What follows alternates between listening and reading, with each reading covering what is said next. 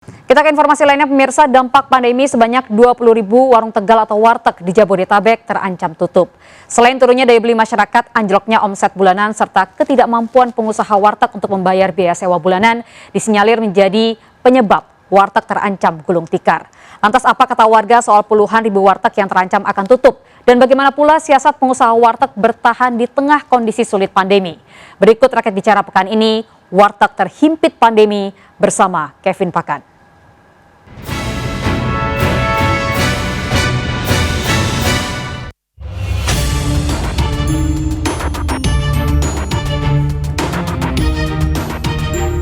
Pemirsa, pandemi COVID-19 yang sudah melanda hampir 1 tahun mengakibatkan sejumlah sektor industri dan ekonomi menjadi terpuruk. Tak terkecuali rumah makan seperti warteg. Selain kondisi pandemi yang melemahkan daya beli masyarakat, tingginya harga bahan pokok membuat sejumlah warteg terpaksa gulung tikar.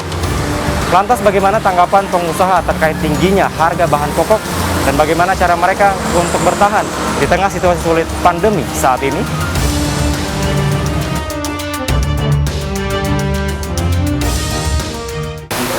Ada sepi begitu. Iya. Seperti apa?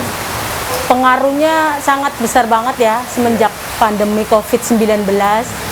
Omsetnya jadi menurun lebih dari 70% dari pendapatan yang semula. Terus warteg banyak yang gulung tikar sampai berapa ribu kan saat ini, karena kalau warteg itu kan biasanya ngontraknya mahal. Betul. Terus harus nyari karyawan susah, ya kan?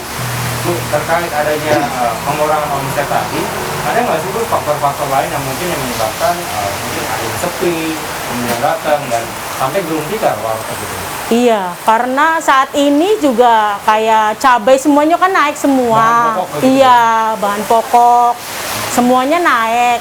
Kan itu kan yang bikin masalah itu.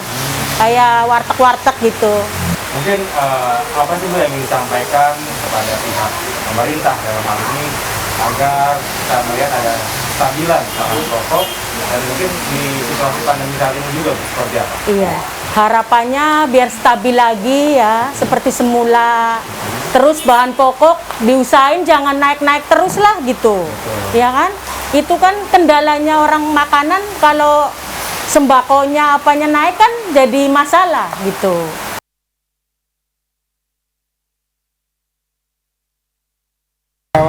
Awal Maret ya, ketika pemberlakuan PSBB dan lain sebagainya, di situ warteg-warteg itu sudah mulai ya penurunan lah ya, karena memang ada istilah protokol sehat, work from home, di mana mal-mal juga terbatas jam operasional, terus kantor-kantor juga.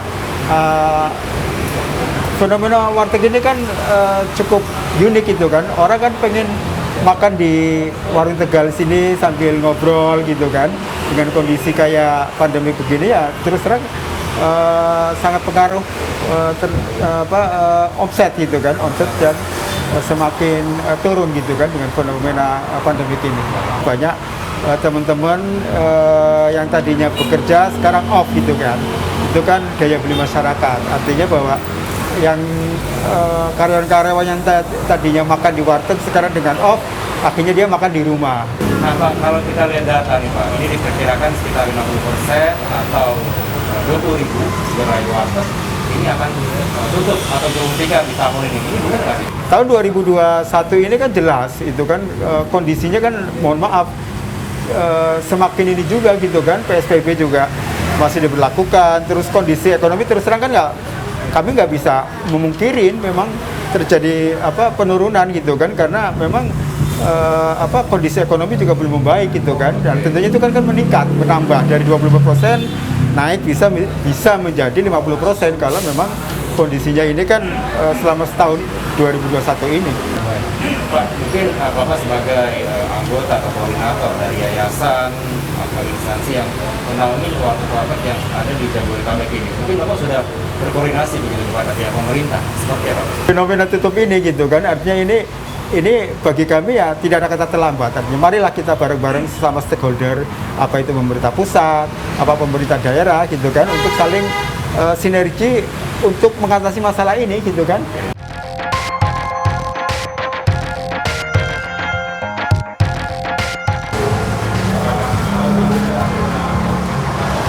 Pemirsa, sebanyak 50% atau sekitar 20.000 gerai warteg di Jabodetabek terancam gulung tikar tahun 2021 ini.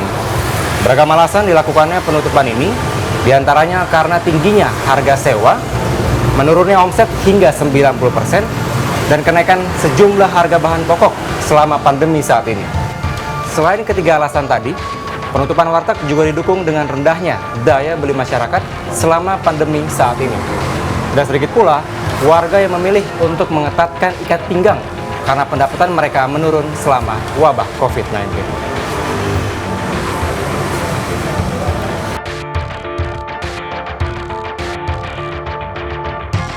Bagus, sebentar boleh nggak nih? Oh, boleh, boleh. Mau nanya-nanya soal suka makan di warteg apa enggak, kan deket warteg nih. Oh iya. Boleh ya? Boleh, boleh. Saya boleh duduk ya? Bisa kata-kata. Oke, ini dengan Bang siapa nih? Saya Andi. Bang Andi, ini Bang? Riko. Bang Riko. Salam kenal Bang ya, saya Kevin. Oke, Bang Andi, saya mau tanya dulu nih. Sejak pandemi gini lebih suka makan di warteg atau makan di rumah atau bawa bekal sendiri sih Bang? Biasanya sih kalau sebelum pandemi makannya di warteg. Makannya di warteg. Tapi pas pandemi gini sekarang kalau lagi lapar ya di warteg. Tapi kalau bisa di rumah, di rumah. Diprediksi nih Bang, sejak tahun ini, tahun 2021 ini sekitar 20.000 warteg ini akan tutup. Sebenarnya sedih sekali ya, karena ini kan orang-orang yang pebisnis kelas bawah gitu. Oke. Kasihan juga kalau kehilangan pelanggan, kalau sampai gulung tikar. Mungkin ada saran Bang kepada pemerintah, kira-kira supaya nih harga bahan pokoknya stabil, terutama di tengah situasi pandemi saat ini. Artinya ada subsidi yang buat pengusaha-pengusaha kecil untuk diberikan subsidi biar rame-rame, kasihan soalnya. Dia, sekarang tanya temenan nih Bang Riko gimana? Nah Bang Riko, ini kan pandemi COVID-19 masih berlangsung, masih terjadi. Ada rasa khawatir nggak sih sebenarnya makan di warteg? Ya khawatir sih pasti ada. Pasti ada ya. Cuman setiap kali saya datang ke warteg tuh ya mereka juga menjaga kok. Mereka menyediakan cuci tangan, hand sanitizer, jaga jarak. Jadi ya khawatirnya ada sedikit berkurang. Nah Mas, kalau kita lihat data nih Mas, bicara soal data sedikit. Ini diperkirakan tahun ini tuh sekitar 20.000 gerai warteg di Jabodetabek akan tutup. Ini tanggapannya bagaimana nih Mas? Susah dong kalau itu kan.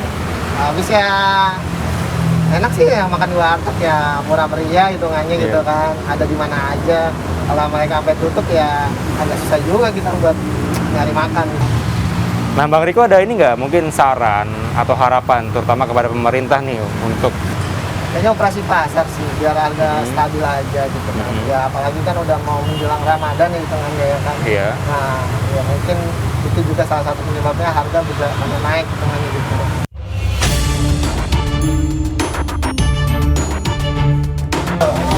Mbak, makasih ya. Ya sama-sama.